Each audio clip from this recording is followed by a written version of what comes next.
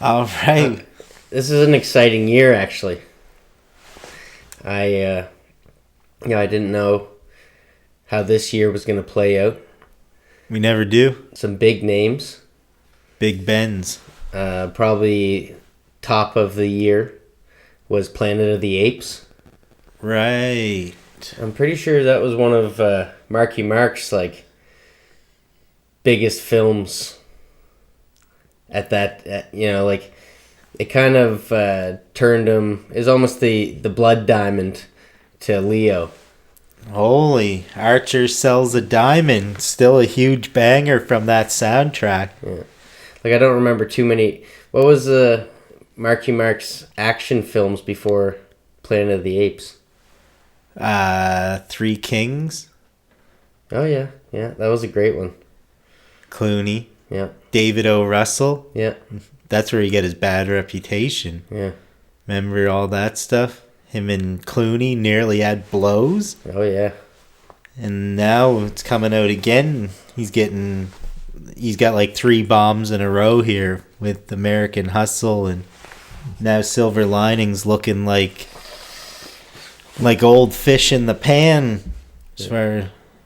But good on him. Amsterdam, his latest bomb, unfortunately. Yeah, I didn't get to see it. I had high hopes for it. Yeah.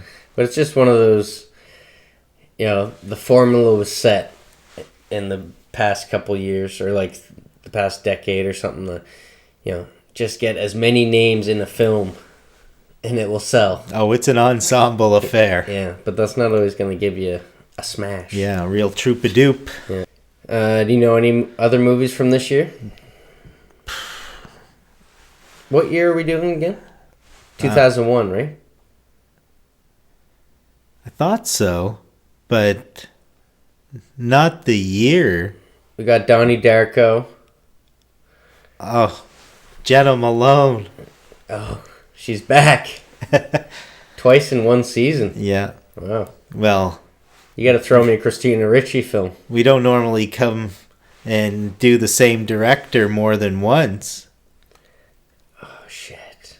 We're not doing 2001. That's right. Well, we are. But we're in 1968. 1968. Also, Planet of the Apes. Top of the year. Charlton Heston. Yeah. Written by my man, Twilight Zone writer Rod Serling. You got the no T in Sterling. Oh man, I've been practicing. Yeah, that's a tough one to get. Also, Rosemary's Baby. Oh, a Polanski Jobski. Night of the Living Dead. Romero? Yeah. Oh. Once Upon a Time in the West. Oh. 1968. Brilliant. Bullet. 1968. Man. And how different would that movie have been if Rick Dalton played the main character? Yeah, McQueen nailed it. Yeah. Apparently he gets a few movies after that. Tarantino's got a little bit of a man crush on him, I think. Yeah, well, in his book, he says basically after a while he just wanted to hang out with his wife, getting fat and drinking or something. Yeah.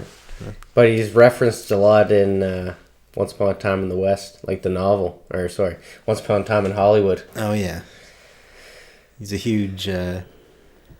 that and Escape from Alcatraz. 2 Quentin Tarantino big thumbs up recommendations. Another movie that came out in 1968? Off the top of my head? Rochelle. What? Yeah. No, it didn't. Yeah. I thought it was fake. Oh, it's that version. The Erotic Tale from Milan to Minsk is fabrication. But this one, if it's near the top of a list, this is no... Written off as a spinster, 35-year-old school teacher. Imagine that we can be called spinsters. Or, people our age can be called spinsters. Hell yeah. Rochelle Cameron, played by Joanne Woodward, lives with her widowed mother above a funeral parlor in rural Connecticut, repressed by the community and given to despondency, Rachel spends her time daydreaming, buoyed by her lesbian best friend Kala. Lesbians in 68? A religious experience begins, a subtle awakening in Rochelle, and when a childhood friend returns to town for her father's funeral, she experiences real driving passion. Passion's in there? Passion, last word. Well, I was disappointed with the mincing of the Minsk. Yeah. But if there's passion, Yeah. there might still be a spark there. Yeah, might be a little bit of erotica in there. Yeah, spectral fires. Yeah. I'd like to see her friend spin-off. Yellow Submarine, you're right. Boo. Off air. You called that one out. Yeah, fuck that. So what are we doing again? I don't know. It's quite Go bed? Yeah. We're dealing with time and space here. Well, our time. A generous portion of time. Yeah. Exceeding our regular 210. We're hopping it up to like 228 here. Oh my god. What a time odyssey. Yeah. A 2023 time odyssey. Right away it doesn't respect your time. There's like 2 minutes of black, isn't it, at the beginning? Just that fucking... Almost the shepherd's tone. Almost, yeah. I remember it's supposed to be like... it's got like cobwebs almost of sound. Yeah. And there's subliminal levels too. Yeah. Poly somethings. It's pretty visceral, like you can feel it. Mm-hmm. Again, it's going on and on. You can feel it. It's almost like goosebumps. The hairs on your arms are standing up. But imagine this is like a palate cleanser for the audience. Yeah. To set them into the theme of what they're going to be watching. Yeah. And then just silence and darkness. Yeah, that's what, space is. Yeah. Like, probably. Yeah. Which I loved the subtraction of sound. Like, we've talked about that in numerous films already. This was one of the first ones to get space right by not putting sound in it. Yeah, I love that. And a lot of parts of it. Yeah. Actually, at one point, I got a call as soon as they made a cut to space. So, like, I get the phone call, but I'm looking, I'm like, what the hell just happened? Like, why is my phone connected to the TV? Oh. It just fucked me right up. Oh. Yeah. But, nice. Futures intersecting. I'm going to tell you that exact same thing in, like, 45 minutes, so let's get to the beginning. And then just MGM. Mm-hmm. I found that so funny. Just after all that darkness, it was just like a big fucking stamp. Yeah. And then directly cut to Universal opening, which I didn't know that they collab on movies, but that's pretty cool. This is the past, baby. Yeah. Looking at the backside of Mercury. Well, it's not Mercury. You think that's Jupiter? I think so. The moon? The moon... It was hard to tell. Yeah, it is the moon, isn't it? Isn't it? I saw somebody had pointed out one time that... Because it's a sunrise. A sunrise, you see the moon in the foremost ground. Yeah. Then the earth. And then the sun. But you're seeing some light on the backside of the moon, that it should be getting from the sun. But it might be the glow from something that ends the movie. All right. I'll keep that in mind. Right. A healthy amount of bookmarkism here. Was this also the first time that score was used? This overused... The epic, yeah, exactly. Like the Sprach Zarathustra. Is this the first time? To certainly such great effect. Some grandiose appeal. But this thing has been parodied an innumerable. That's what I was thinking about. Is just watching it and just picking it, like remembering all the references and stuff like that. Mm-hmm. But just the score alone, like throughout the whole film, the stuff that's been recycled over and over and over again. Yeah. Commercials even. And you ever listen to any original Mozart? Probably. I think it's all covers out there. Yeah. Him and Beethoven. I don't think they got any originals. Bunch of fucking scammers. I don't know if they had quarters back then. They're stealing from Bach. This is Dickie Strauss. I'm a Sebastian doing Bach this guy. one, but Yeah. I'm a Bach guy. yeah, I'm a Bacchus. baby got Bach.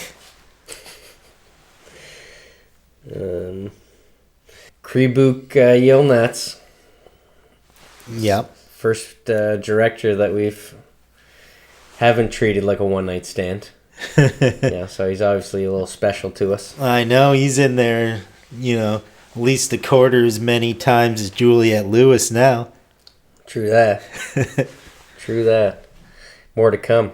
Right. More to come. Starts out with some Barry Lyndon-like landscapes. Oh, yeah. You think after making this, he's like, man, all those shots look like paintings. I wonder if I could make a whole movie look like a painting. It's front projection. They somehow put it on a thing that's kind of like a movie theater screen. And then all the other stuff is happening in the foreground, so they could do that part on a sound stage. So it's similar to what our idea for the end of Coyote Piss would have been? In a way. We'd be in the foreground?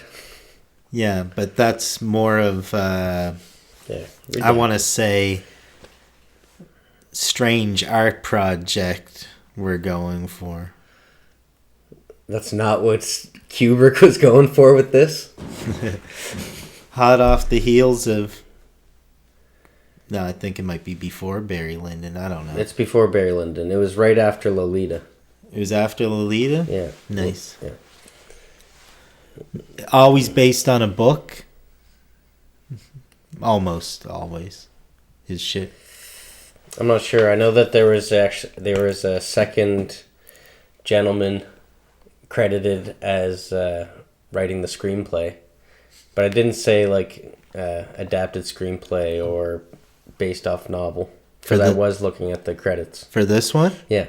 Yeah, so it was based on, there was this original book, it might have been called The Sentinel or something like that, by Arthur Conan. No, Arthur C. Clarke. That's the name on the screenplay. So yeah, it was an adaptation from that. Yeah, so this one, they rewrote the book at the same time as this movie was going on. Yeah.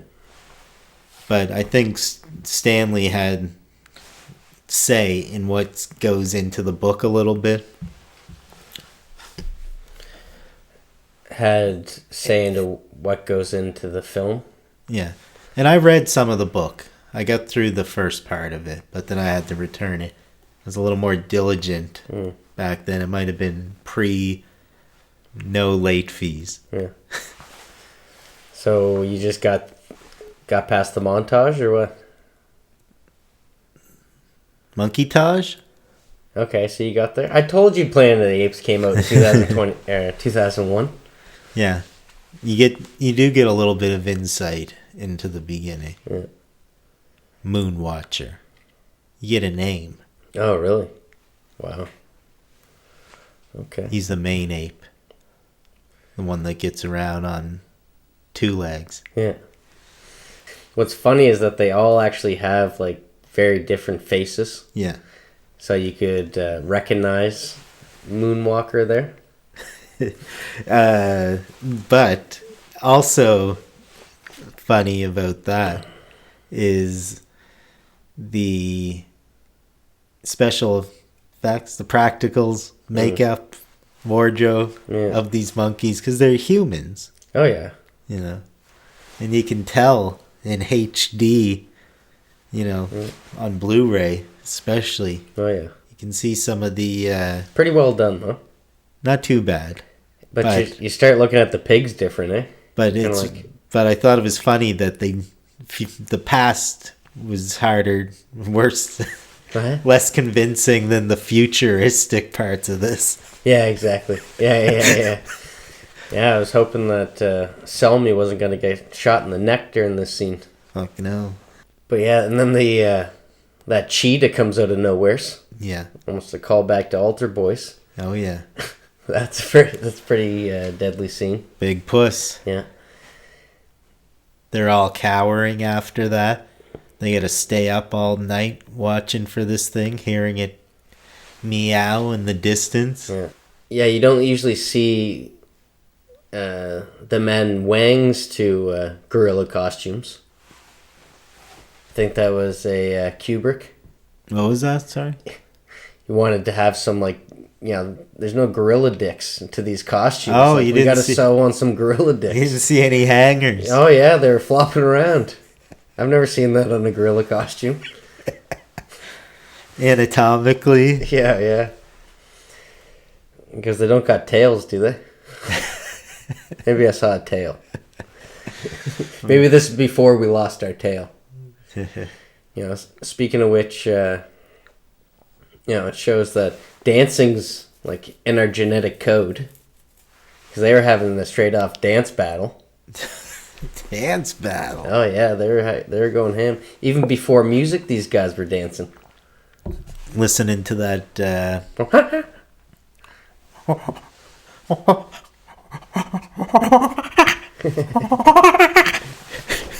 Yeah, that's perfect. No, I love these little monkeys. This balancing rock,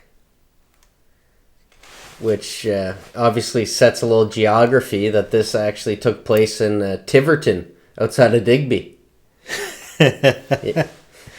Yeah, just off the old Ferry. English town. Yeah. I don't know if it's that one for sure. Did you ever see that? No, I've never been I over didn't know there. it came from the moon. Oh, it's from the moon. Or are these? Yeah, because these are moon monkeys. No, I think that's Earth. But the monolith gets around, Oh yeah. I guess. Just in a nick of time. Yeah. For the sake of civilization. And What do you think of the shape? Pretty non-phallic, eh? Yeah.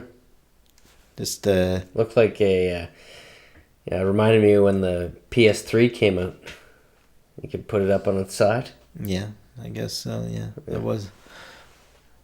PS2 you couldn't put on the side? That might have been a side on too. That was a reach. But the new Xbox, that looks like a bit of a more square, but like a monolith in a way. Yeah. But yeah, just a pretty basic geometry, rectangle. How did all the pigs get wiped out? He figured out how to use a tool as a weapon. No, but they were already wiped out. All of a sudden he came. I think it's They were showing all the touched, course huh? of an evolution. So he learns that first. That's why I imagine. But I think that when he's smashing it, it's intercut with the monkeys. Can we call them monkeys? Gorillas? Primates? Primates? These are our ancestors. You talk to them with some dignity. Moon watchers. So the moon watchers. No, just one's moon watcher. Yeah, because of evolution, they're saying that they outlasted the other animals. The pigs are Because- still around. They're showing them like falling down and stuff like that. But it wasn't until he came across the bones that he picked it up and found the first Skull Cracker 9000. Yeah. And that's how technology started, basically. Yeah. Pretty much. As soon as you can... I can get all into that. Do it. We got all night. No. Just every time civilization shows up somewhere, all the big predators go extinct. Yeah. All through history. And everything got wiped out except for all the cocos out there. I don't know if everything was wiped out there. I think it was just things were a brewing. Just predator prey. Fire really was what springboarded innovation, because once you were able to eat shit without getting brain parasites, it was a beautiful thing, as they say. Now everyone was using these bones as tools. Even they had little babies dressed as monkeys. Use your bone as a tool, guy? They had the bones. I think they were babies. Baby bones. Were those babies in monkey suits or just baby monkeys? Well, ask Mickey. He might know some of them. Yeah. And then, you get to meet the original Van Buren boys. Start beating one of them to death with all the bones. Yeah, piece of shit. Wasn't he? He didn't know the secret handshake. No, he didn't know the 8. Yeah. The 8. Yeah, well, they didn't have salt shakers back then, so that's the only thing that would save you. Can't remember if it's 8 or 7. I think it might be 7. But I tell you, he'd know how to use a salt shaker. Tell me how. Cracking those skulls. So meanwhile, we cut to camera crew B. Meanwhile. Out there in space. Yeah, we just cut to camera B via the most renowned match cut in cinematic history. Yeah, they're pulling those stops with this one. Yeah. Fuck a helicopter shot. Yeah, give the slurp a derp to all its majesty. Yeah, we're driving a little sperm ship to the Russian space station. Is that where we are? I think so. Peter Sormore there waiting for someone. He's waiting for a ride. It's Haywood. Floyd. Haywood Floyd. R. Doctor. Moon. Doctor. Moon. American. Floyd. Hayward. R. Yeah. He, So Neil Armstrong wasn't the first man on the moon? Yeah, it was, wasn't he? Like, this is based in... This was before man was on the moon. 1999? Man was not on the moon before this occurred. Yeah, but they didn't go to the moon, guy. They went to the moon. In 69? Yes, after this. But Haywood's got to go to the moon, isn't he? Or, in his journey. He's on his way. It's not like the most there is an streamlined trip. It's the future, but it's also our past. Yeah. 1999. There's not even a tiny space station on the moon yet. So do you think at this point they knew that they were getting ready to go to the moon? They're like way further out. They go in the Jupiter or something. No, or but a in Jupiter real life. moon In real life. What? Like Kubrick. Yeah. Did he kind of have some foresight into them actually going to the moon a year after this movie was made? Well, there's... Because it is set 30 years. It's set in an era after Neil Armstrong was there.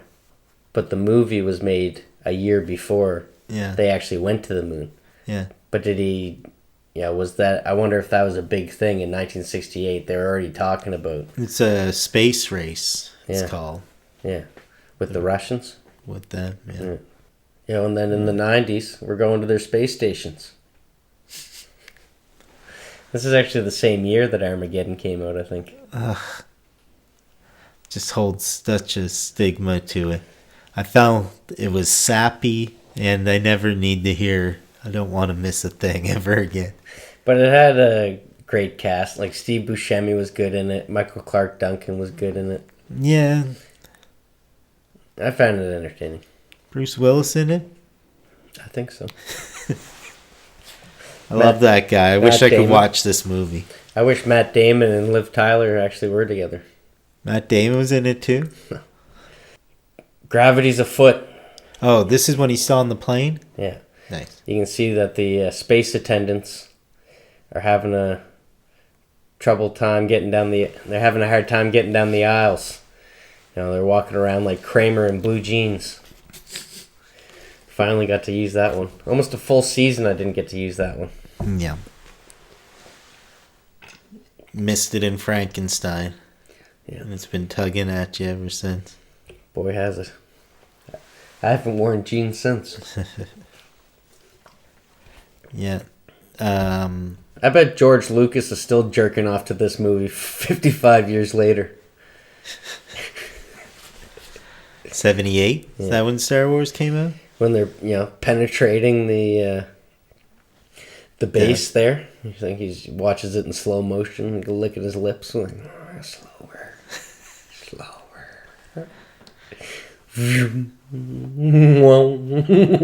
Oh, dang. His was way more political. Yeah, I bet he loved this shit, though. Yeah. Space. Some of the interiors of the ships even just looks, this is probably what got his brain going on the Death Star and stuff like that. Deadly amount of authenticism into this, eh? Yeah. Everything has a real vibe to it. I was immediately into the vibe, right? When he was in the... I said plane, but it's like a plane. Yeah. And then he's in that lobby with that crazy looking furniture. Yeah. Apparently a company started making that furniture after this movie came out and made bank. It's like futuristic retro. Yeah. And you see a lot of it in Clockwork Orange. Yeah. Those fucking weird things. Yeah. Even Barry Lyndon. You talking like you saw Barry Lyndon? You see Barry Lyndon, or a picture from? I've seen the paintings. Yeah, I just want to make it look like a painting. All right, Kubrick. Cool. No problem. Yeah. We'll just shave down the glass on the lens by hand or some weird meticulous thing. Yeah, big Bob Ross fan he was. Yeah. I need the shallower focus. So can you take off about a 1/9 of an inch, please, of the glass? So they get to where are we at? They get to the monolith. Yeah, we're in space now. They don't cut back to the monkeys. They're in the past. What's the monolith? I thought you were talking... The monolith is just that rectangle that pushes civilization forward. That he ends up going to. No, who? Oh. Floyd. Yeah. Yeah. But first he's got to explain what's going on here. Yeah. I like the setup. I don't even feel like... Epidemic at foot. Yeah, I love epidemics. That's why I brought it up. But they haven't been able to reach this place. Clavius. Yeah. Or some garbage name. Or probably real name. Yeah. Sorry, space. But they haven't been able to reach him in 10 days. Yeah. Right? And they're like cutting off the ideas. They're like... But we thought that it meant their power was down or whatever. But then somebody tried to go there for an emergency and got denied. So something's afoot at this place. Yeah.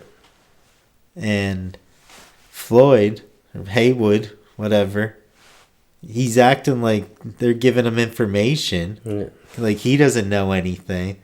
Then all of a sudden he's not at liberty to say. He knows some details. Oh, yeah. And he starts to get on the defensive a bit there. They keep it ambiguous too, don't they? What y'all mean? Like the actual epidemic that they're asking him about? I'm not at liberty to discuss. Exactly. And then they get that cool space package with all the different little straws. Oh yeah, there's The original Orange Julius.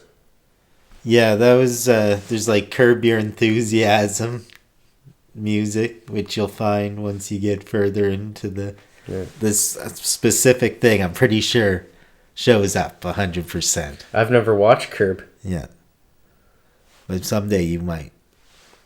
Maybe I'll start it this week.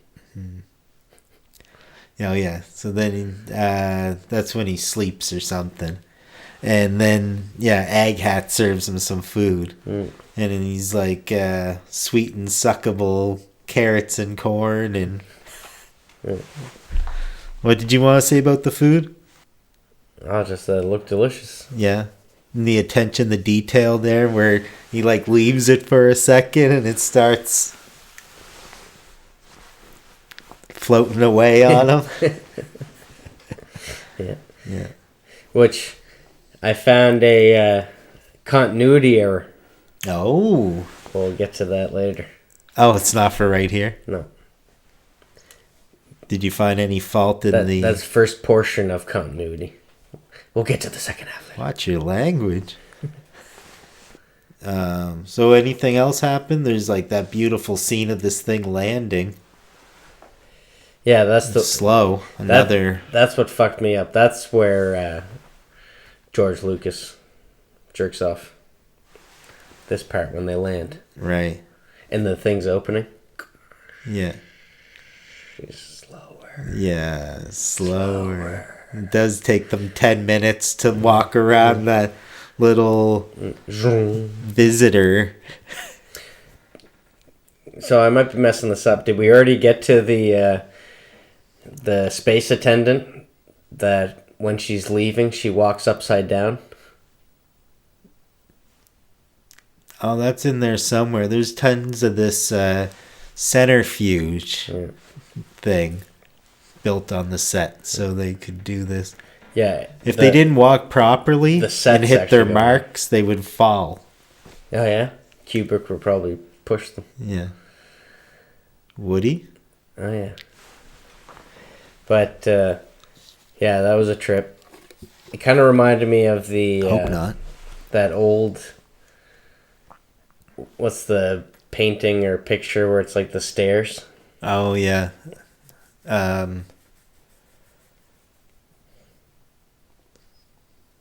Shit. I can't... I know exactly. It's got a specific name. Because it worked well. Mm-hmm. She didn't seem uncoordinated Infinite at all. stairs or infinity stairs or something. Yeah, all that stuff was fucking amazing. And then I got nothing until he gets to the monolift again. Well, you mean that scene where they walk down to it? On wherever it is? Yeah, they kept referring to it as the lunar outpost. But what did you say before that? It's like, sounds like a billion crickets or a modem. Yeah.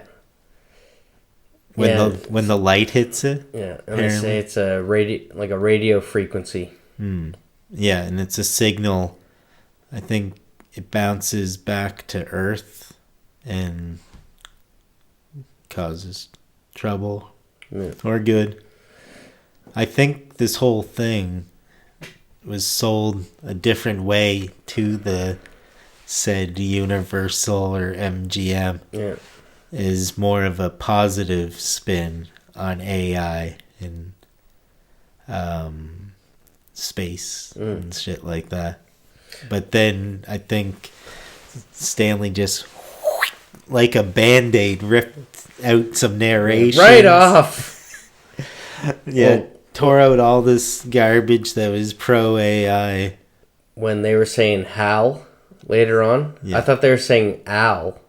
And I actually thought about that. That it was like, AI? Yeah. Like Al? And that would have been clever. You know what's weird, though? Hal is one letter away from IBM. Huh. Like, I is one letter away from HB. Oh, yeah. And IBM originally had their shit all over this movie before they realized that the computer was bad. Oh, yeah? And then they didn't like that. Spoiler.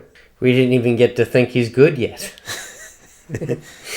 Well, he is good. We didn't even know there's something wrong with him. Okay, so yeah, we can end this part with the crickets and the modem, because as soon as they get to the monolith, zap. Yeah. Intermission? Is that Jupiter. where? No, that's not where intermission is. No, story 2. It's later on. Jupiter. Yeah. When you're actually seeing the dudes. Yeah, eating space sandwiches. Yeah. Extra flat, these space sandwiches. Yeah, super square, no crust. Yeah, and he goes to pour him some coffee. He goes, "Careful, it's hot." Yeah, you never see the coffee. That's where I thought a little bit of a continuity. It's going to be like fun because the anti-gravity. It's like, "Careful, it's hot." Starts coming up at him. I thought that would have been awesome. Yeah. Comes up in the form of a hand. It's... If someone hasn't parried that yet, you're not doing it right. This is actually right around where 17 minutes got cut from it. Because I checked the time. Because this was only an hour and 48. Or no, an hour and 28. The one you saw? Or, sorry, 2:28. Right. So it was 148 minutes. But there's a version out there that's like over 160. Really? And the 17 minutes is in this portion where they're just showing like day in the life. Oh, yeah. On the Discovery. Like on the ship. Yeah. The little sperm ship. Yeah. Eating their sandwiches. Extra flat sandwiches and... Yeah. Milling about. Yeah. Not anti-gravity coffee, but just gravity coffee. Yeah. I mean, it seems like it's kind of fun to work out there. Oh, yeah. Come to find out, they don't even know what the fuck they're doing. Yeah. Well, true that.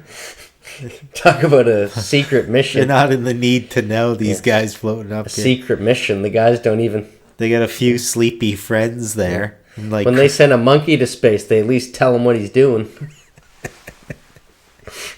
But that's evolution, you play baby. Nice. That's evolution.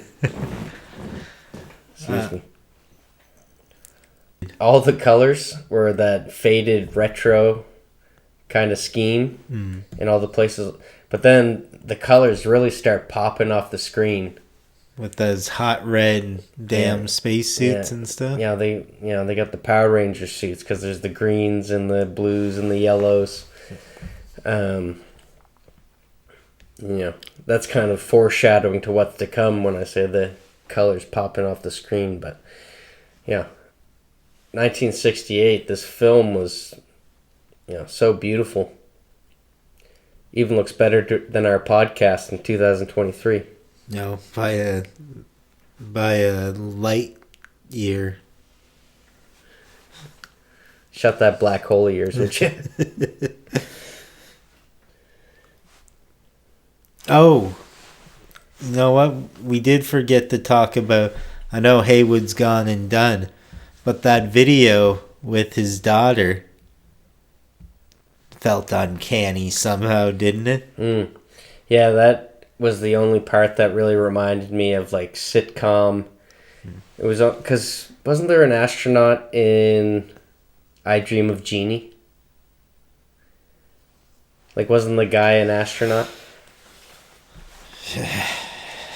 Like Dick there in the Bewitched. I forget what he was. But oh God, I haven't watched a Bewitched since I was like 9. What about Dream of Jeannie? At least 12. I don't know. Pretty sure he's an astronaut. I'm pretty sure there was some kind of like scene like that where he's talking to the daughter in space, or there's some like one of those early shows that would have been on around this time.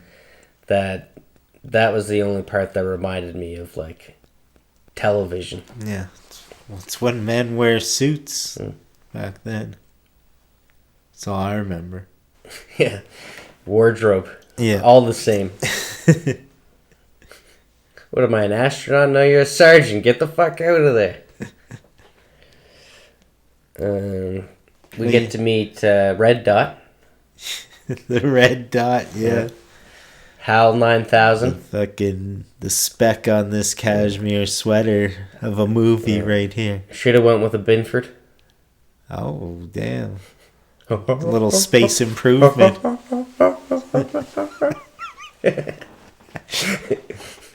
Fuck yeah. Dun, dun, dun, dun. Very primitive, those kind of chants he would do. God damn. You ever played the Home Improvement video game? Yeah. The first set is fucking Jurassic Park. Yeah. That is a funny game. I can't believe that actually existed. Spielberg, another guy who probably liked this movie quite a bit. Oh, yeah. He made Close Encounters Yeah. in 1977, like almost 10 years later. Yeah. And still no computer graphics. 77. Same year Star Wars came out. Was that 1977? Yeah. Stiff competition for space movies that year. These guys were probably in the same circles. Catch my drift. Bunch of jerks. Jerk store called. They want Spielberg and George back. Yeah. Jerk store called. You're hogging all the lube. Oh, God. I know what you're talking about here. So, yeah, they're living their life. They're going around. Frank watches Happy Birthday from his parents. Checking out some BBC shit. And then he starts doodling. A little bit of a doodle. Hal wants to see the doodle. Thinks he's improved. Thinks he can do better? Yeah. There's chess games going on. This whole thing becomes a real chess game. Yeah. Between man and machine. Yeah. There's a big... That John Truby guy. He would be proud. Yeah. They get a call from base. And they say, we might have ran into a little snag. Like, you're out in fucking space. There's no such thing as a little snag. Yup. And, they're talking to Hal. Yeah, he says this shit is going to malfunction. Yeah, no, he says it's a human error. So he kind of calls them out and he's saying, machine cannot, I've never done anything wrong. Mm-hmm. You cannot blame me.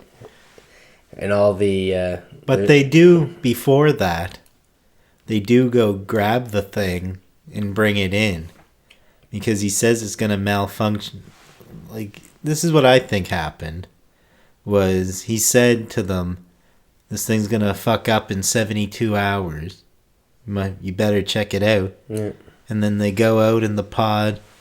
It takes a million years. They go out and grab the thing. They bring it back. And they're like, there's nothing wrong with this shit. Hal's never been wrong. Yeah. So that's when they start to distrust him a little bit. Yeah. Right away, they're a little bit on to this guy. Yeah. And so they go out to the pod under the guise of, oh, can you help me with this thing over here? Yeah. Yeah. But this is after he was saying that Hal's never fucked up. Yeah, that's when they sidle off after that. It's setting up the battle between man and machine. Mm-hmm. And then, they're just like, we're just going to go over here, Hal. Yeah.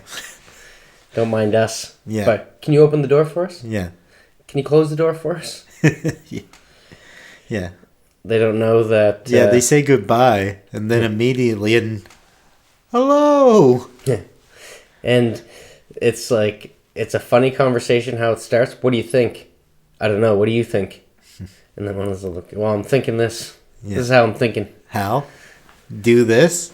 No. Yeah. Open the door. No. Open the door. Little do they know that Hal's a bit of a lip reader. You know it. What if Hal had deaf voice the whole time? He was actually voiced by some dude from Winnipeg who never gave interviews about it. No? Why wouldn't he? Yeah. No, that's his Kubrick. name. Why wouldn't he? Oh. I didn't see his credit, but that's probably accurate. That's how he has to say it when he's going to the moon, anyways. Yeah, so these guys are doing a lot of thinking. This is where I had to go back. Yeah. Me too. Fatigue started to set in. And I came in on this conversation and was like, okay, something's getting good. I got to go back. This scene here, though, it's funny how it works. Like, he loved playing in the foreground, Kubrick. Yeah, you know what he said about this one? And there's, the seats are, kind of, vignetting the scene. Everything's very rounded off. Yeah. And you got the two guys, very backlit, and that little window looking at Hal. In the background. Yeah.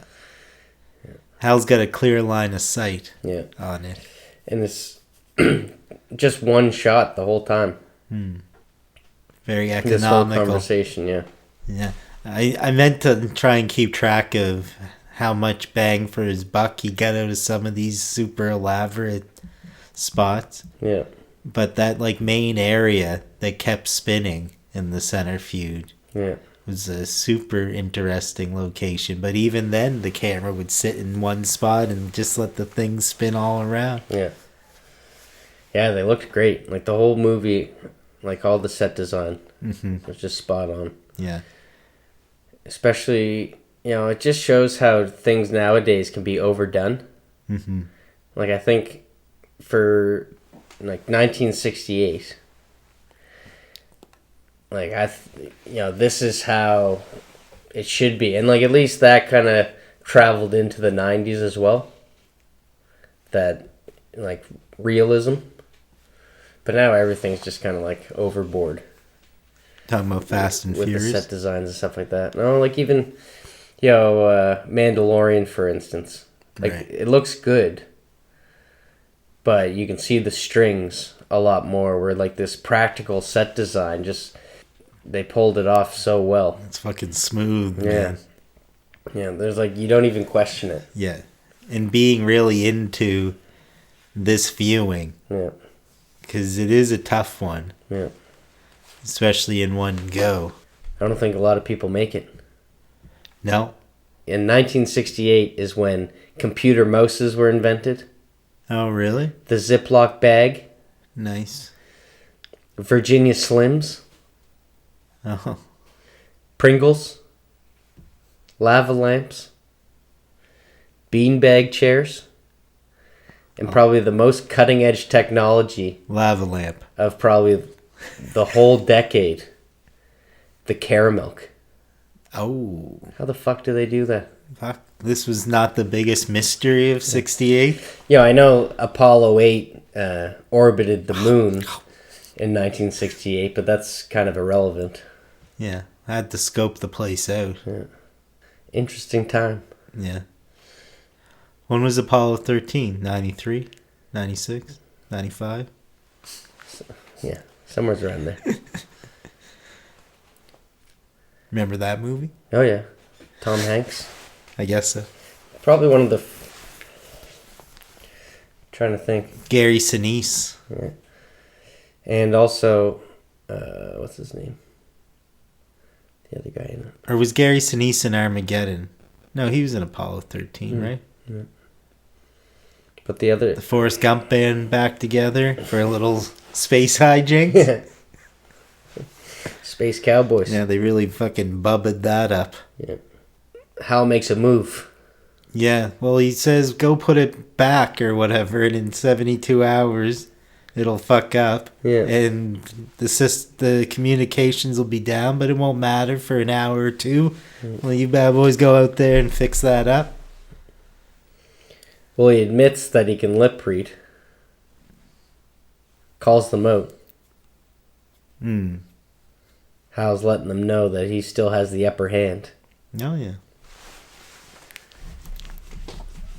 And they go out to do a little side mission. Yep. Not Dave, but the other guy. Frank. Frank. And I don't know how Hal does it, but boy, does he get... He pressed the ejection seat on him. I know. Yeah. I know. I had to go back and see what happened in that exact moment. Because the way it's cut, all of a sudden he's just flung out. Yeah. And you see the ship, which is like... Those ships I found really funny. The sphere, which is like the little like Lego arms or something. It's funny how...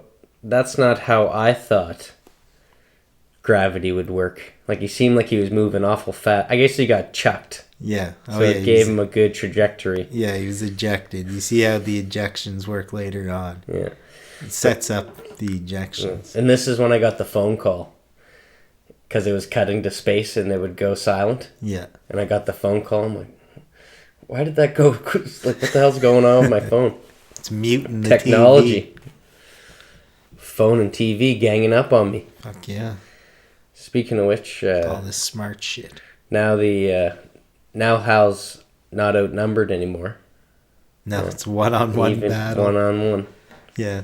He has to go out and recover the body. Yeah. In his little Death Star with Lego arms. Yeah. If this was Rod Serling, when he took him, he would have took off the mask and he would have been Gorilla. Yeah, Hal's not gone really rogue here. No. He's still opening the doors. Yeah. Lets him get in just fine. Yeah. Goes out and he just zooms through space to grab that body. Yeah. Scoop it back up, coming back in, right? Yeah. Coming back in with a cold one. Yeah, exactly. And what's Hal say? Coming in cold. What's Hal say when he gets to the front door? No, you're not doing this to me. You say it. In your best Hal voice. I don't remember. He's like, nah. Fuck you, turd nuggets. That sounded like Kieran Culkin. Nah. Yeah, but literally says, like, nah, I don't think so. Yeah. You can go in the back door. No, he has the body. He has to sacrifice Frank's body in order to use the Lego arms on the manual thing. Yeah, exactly. That's how it goes. He was dead anyways. Yeah. It would have been different if... But he wanted to bring the remains with him, you know? And he looked like such a... Like, almost the top of the helmet had eyes. So he automatically looked like this cartoon kind of thing, like a Power Ranger or something. It would have been a little different if Frank's, like, looking at him, like, don't... Like, save me! Yeah. And he's got to let him go. I know. I don't know what happened in this ejection, because he did have a helmet, right? Frank? Or no? Frank had a helmet. What killed Frank so fast? It was something to do with the wire. Like, he still had to be connected. Because he was fucking around with the wire as he was flying around. Like, he was trying to... I don't know what that would do. But he was trying. Wire. Rock. Match. Yeah. So he's got to use the manual. Gets in. Hal tells him he's not even going to talk to him anymore.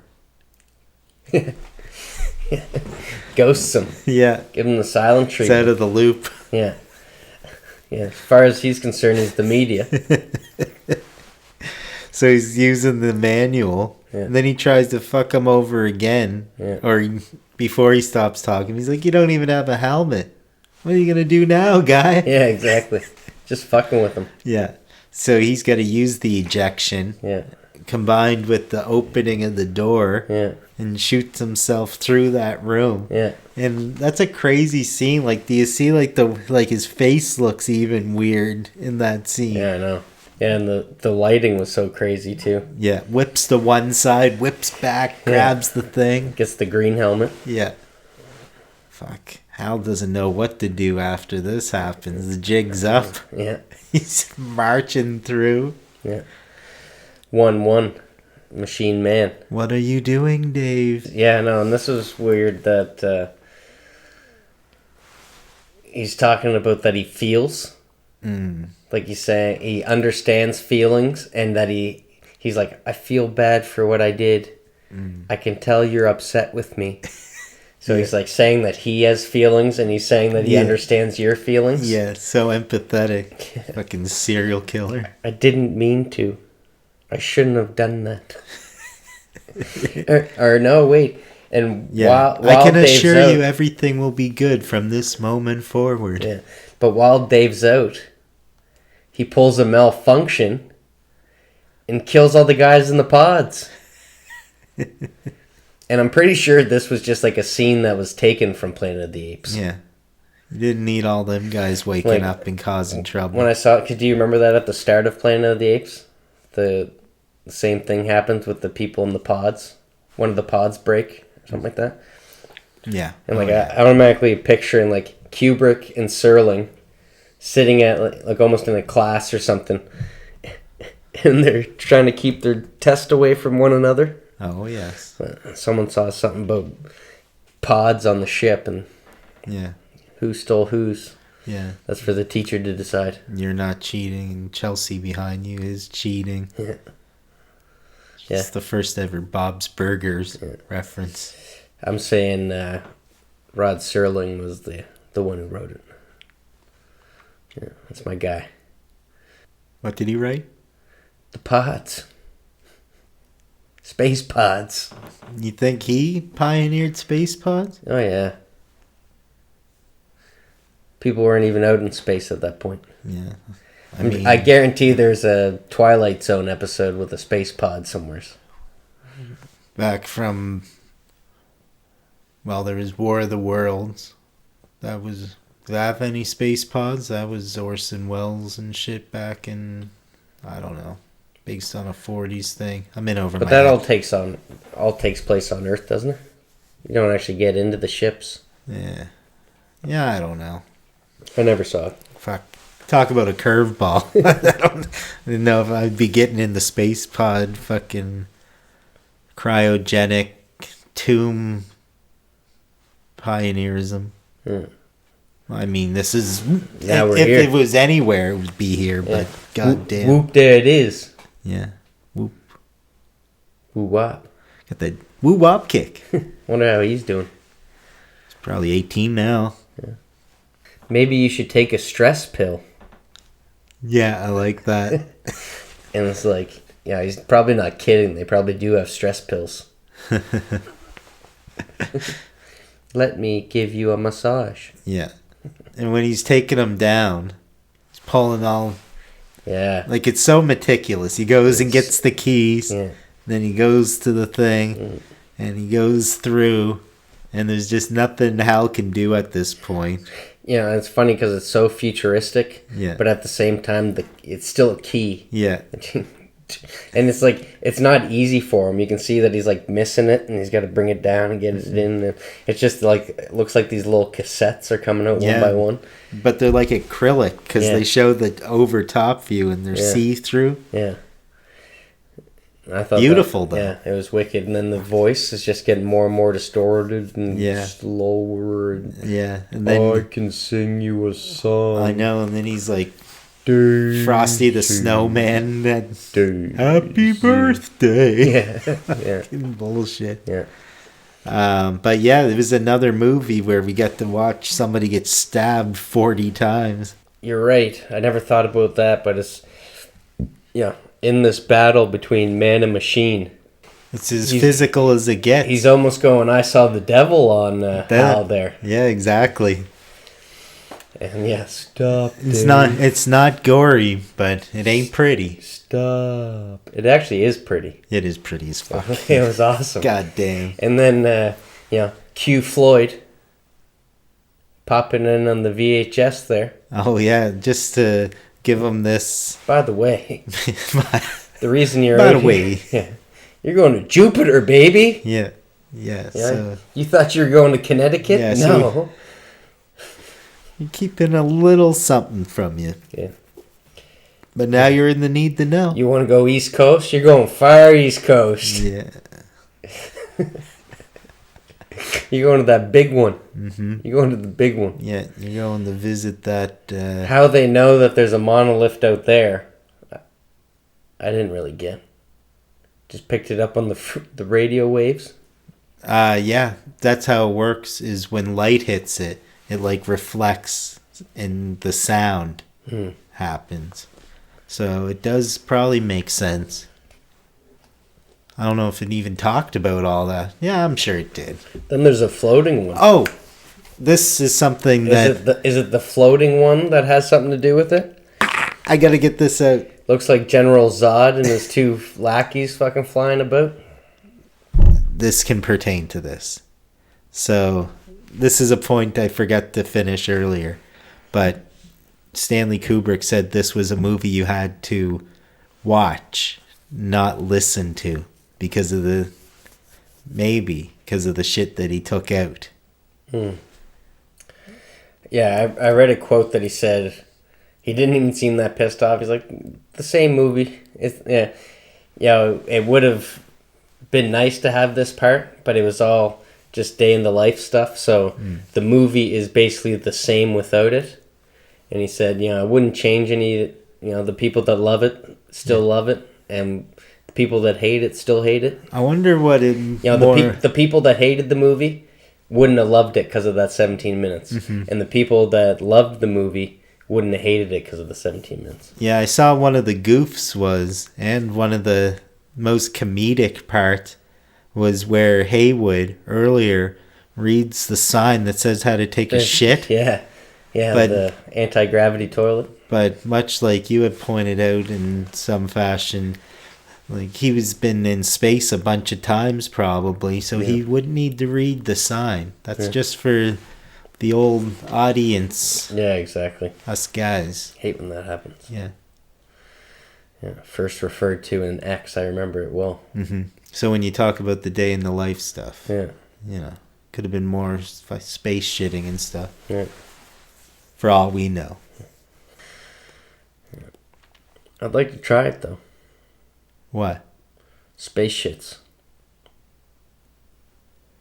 Sure, it's not as glamorous as it's made out to be. If you have to read 12 rules, it's longer than the commandments on how you got to do it. That's 1999.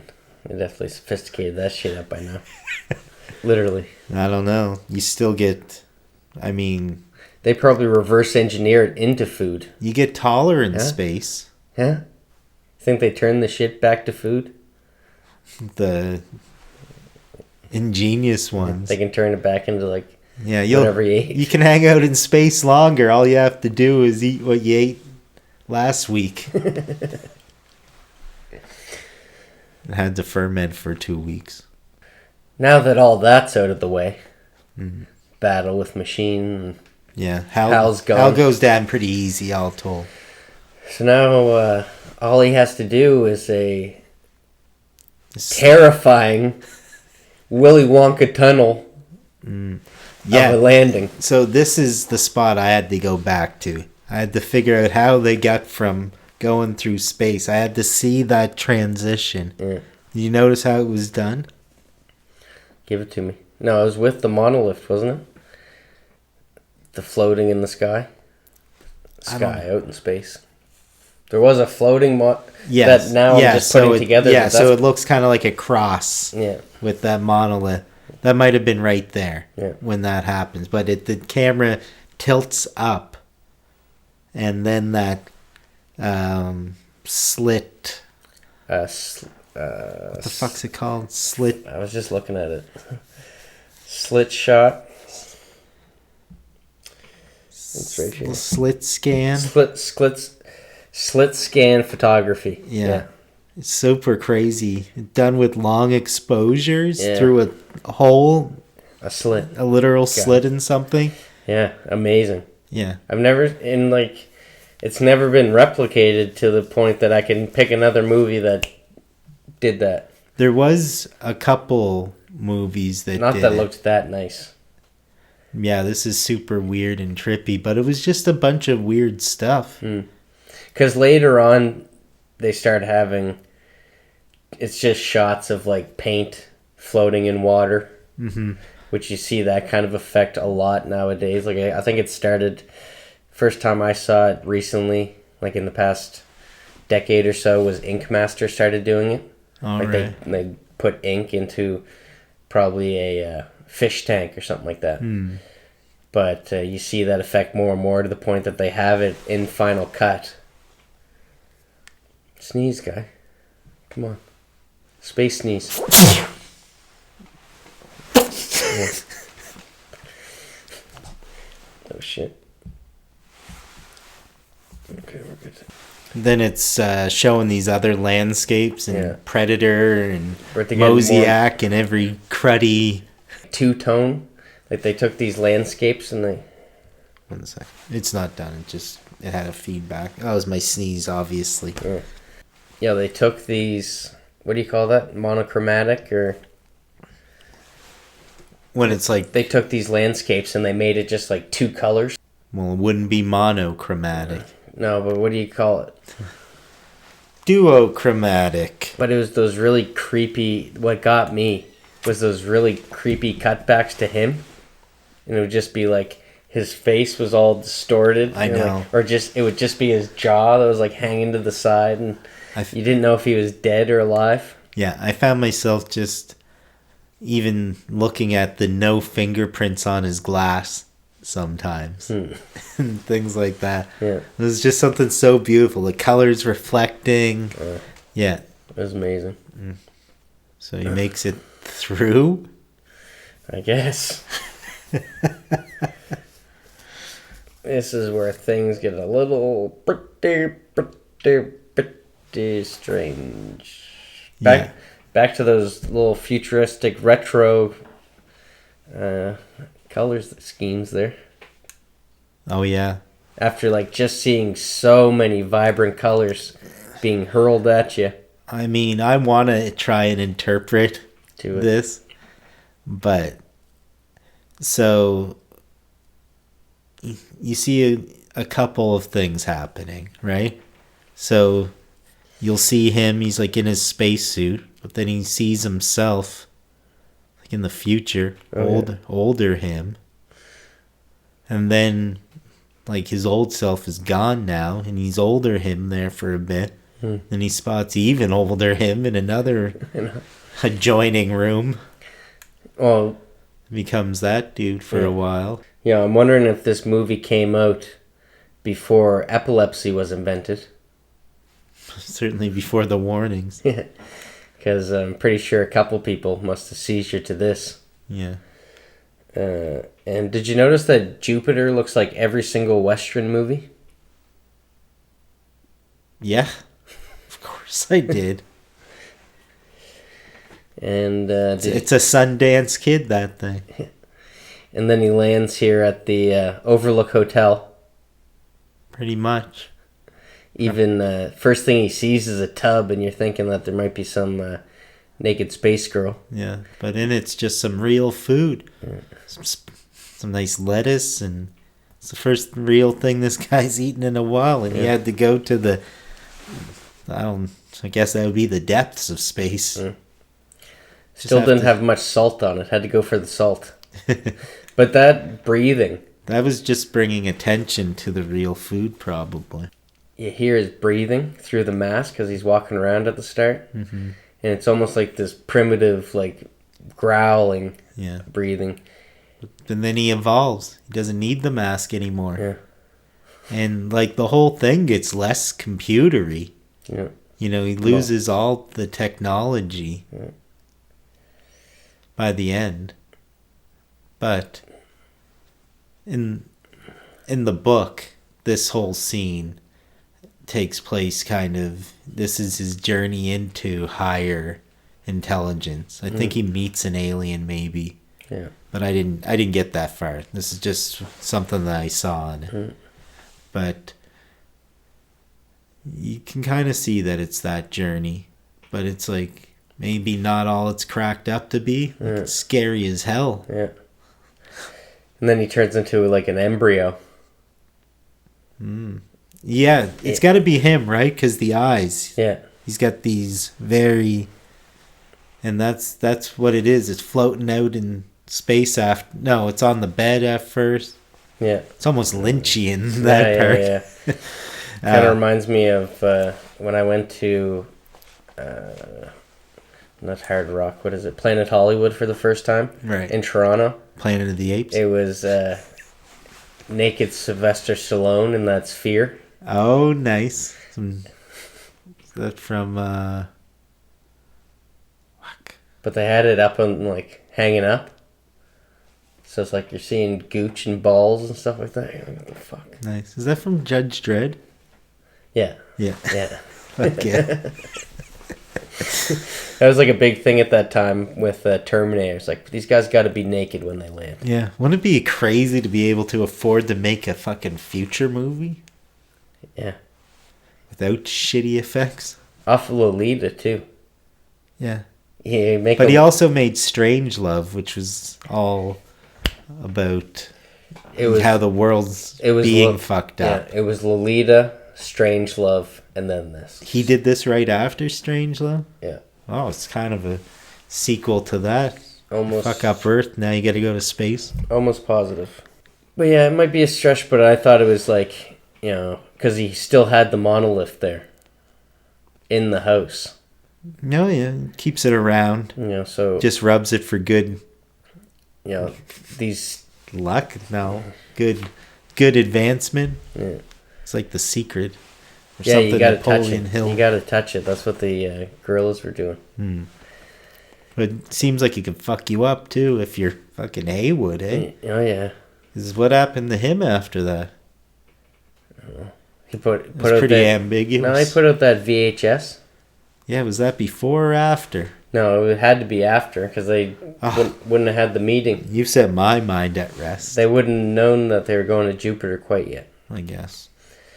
But, yeah, like, as primitive as these technologies started out, it's kind of saying, like,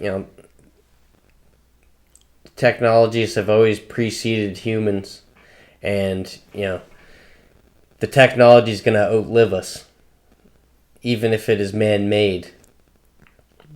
Really? All my computers die.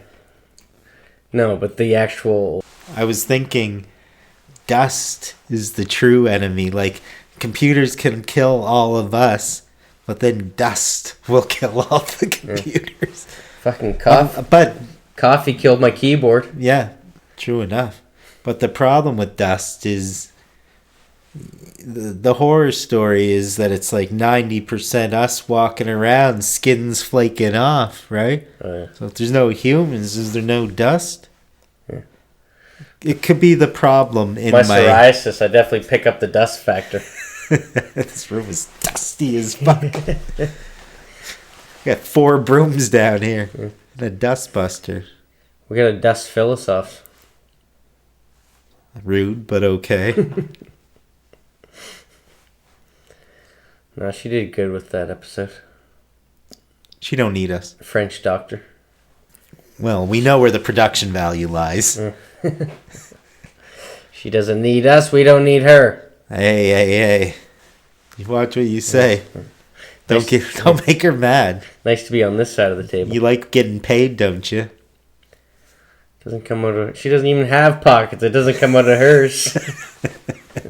Tell her what you got. All right, I'm sorry, Phyllis. I'm sorry, Phyllis. I love you. I love you, Phyllis.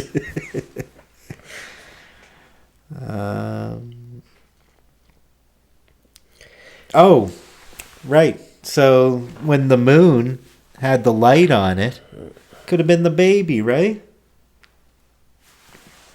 It was the baby. You got to see the baby. You gotta. Breathtaking shot, actually. Oh, you motherfucker.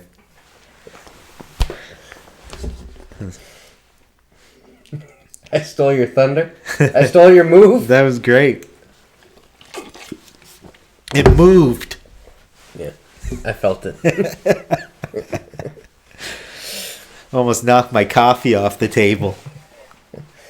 Almost, yeah, like the salt. Or no, he was going for the salt. So, what's your takeaway with AI? You good with it? You like it? You hate it? You scared?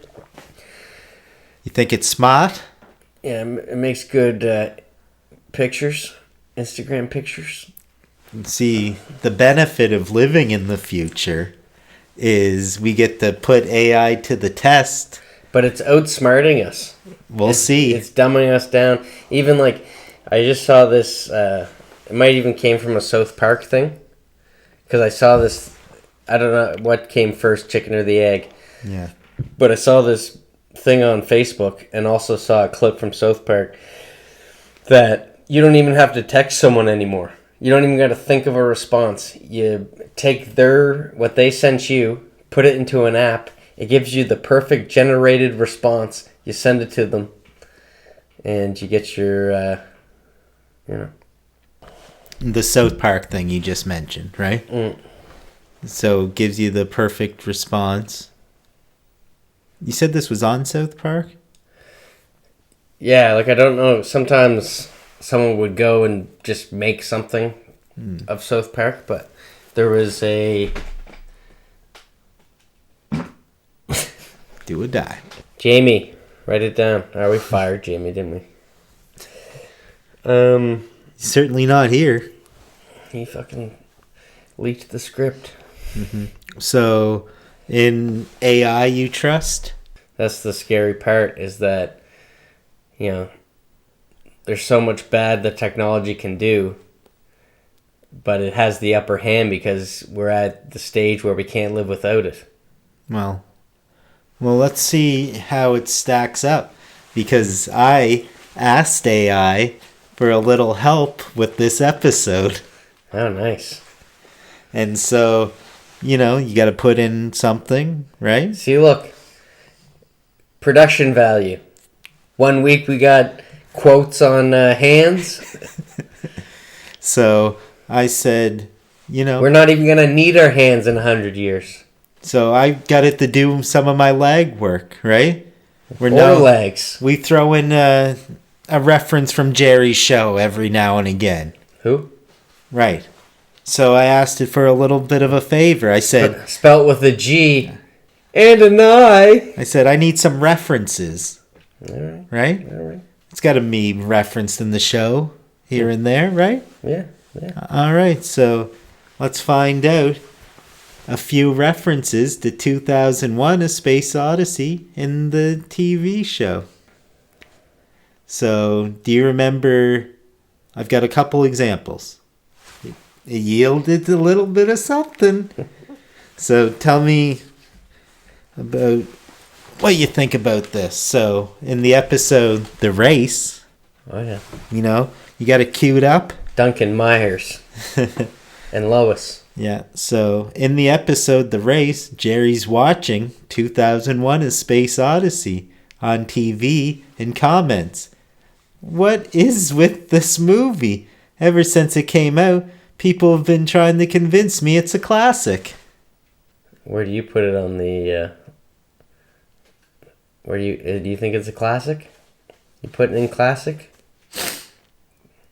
Let's come back to that.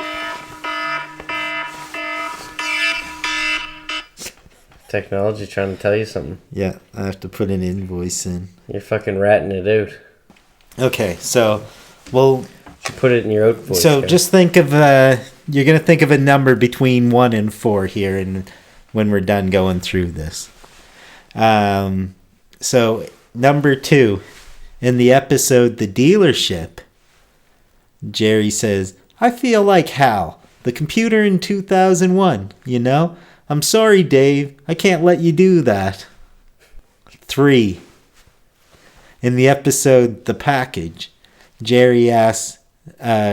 Kramer asks Jerry if he's ever seen 2001: A Space Odyssey, and then proceeds to explain the plot to him in great detail. That's in The Pothole. Number 3, that was number 4. Number 3 is in the episode The Package. Jerry's girlfriend, who works for a book publisher, mentions that they're publishing a book about 2001: A Space Odyssey. A book about a movie about a book? What is it, a book sandwich? Yeah, so despite AI telling me these references are in the show... See, look, it's smarter than you. I am fairly certain... Those are all fake. They're not there. I'm pretty sure this is not in the episode. You had me with the first one, but Kramer does not explain the whole... Kramer wouldn't get it. And so I was like, that seems weird. I'm going to ask it again. A little bit different, right? And it says, well, maybe there's not that many direct references, but there's a few subtle nods to it.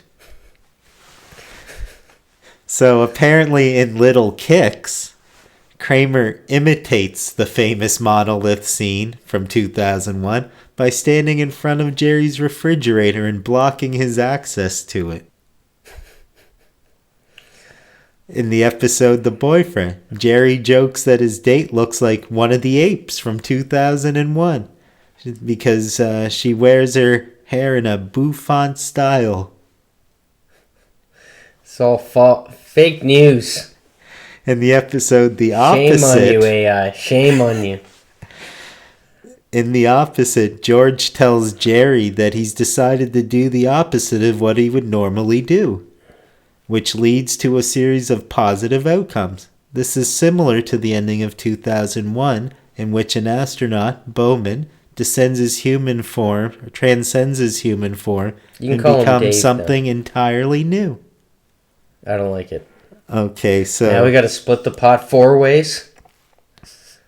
Phyllis has already taken enough of our money. Now we got to give it to Al. And so I just wanted to potentially give it 1. Because there was one thing that it mentioned which struck me as a possibility. It says in the episode The Gymnast, where Jerry is dating a woman named Valerie, who collects with the collection of antique toys.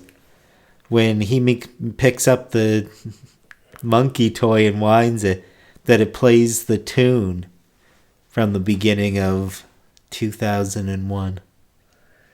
The episode The Gymnast, he dates a gymnast. Take that, AI. I am smarter than AI. Yeah, so I tried to use it to cheat, and... you failed. How do we think we fared? Not as good as Kubrick cheating off Serling. Yeah, so this Hal is prone to malfunction. Yeah, well, hallelujah, this is over.